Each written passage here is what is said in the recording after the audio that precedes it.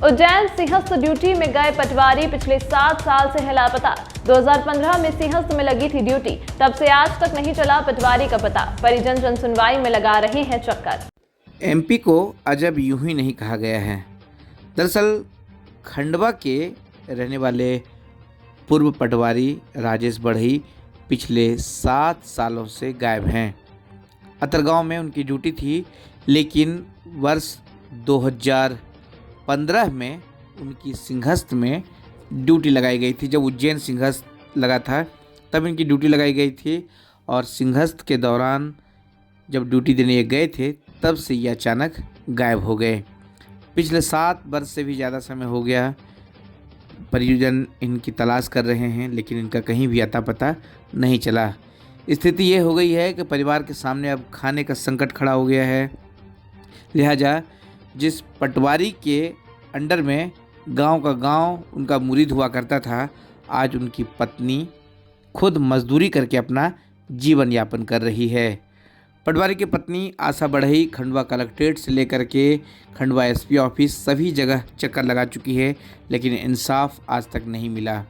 बताया जा रहा है कि पटवारी राजेश बढ़ई का सिविल डेथ सर्टिफिकेट चाहिए, तभी कुछ न्याय मिल पाएगा।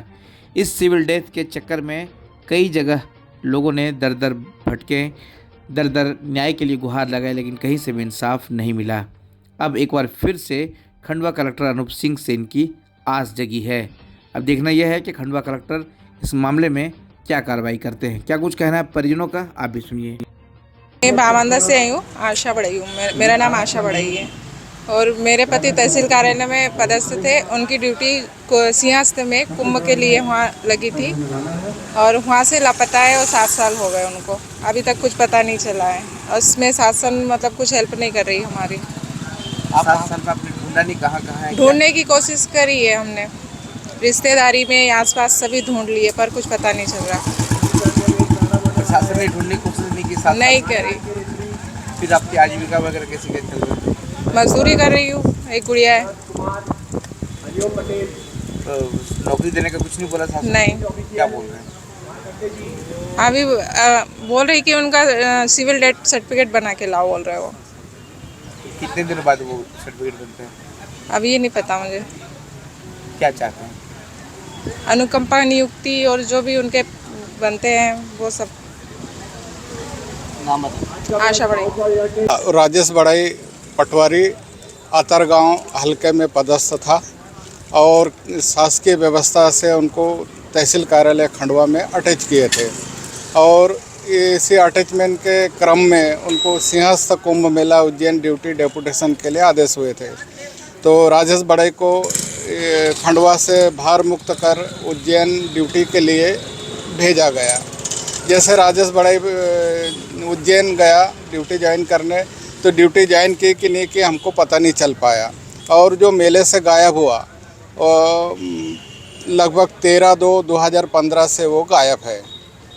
तो हम लोगों को जैसे महीना, 1.5 महीना, 2 महीना हमने वेट किए, उसके बाद पता नहीं चला तो हमने खोजबीन शुरू की।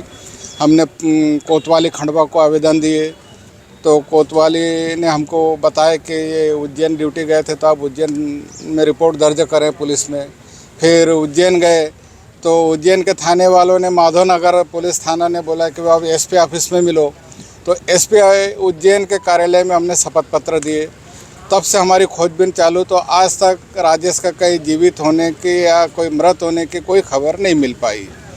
चूँकि 7 गुमने वाले व्यक्ति के लिए 7 साल का लॉक पीरियड होता है।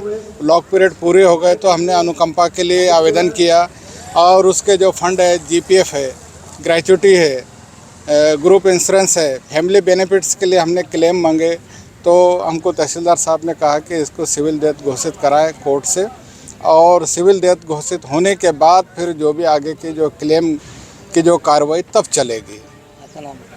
हाँ, मैं मनीराम सुतार, राष्ट्रीय अध्यक्ष अखिल भारतीय कोरकू आदिवासी महापंचायत।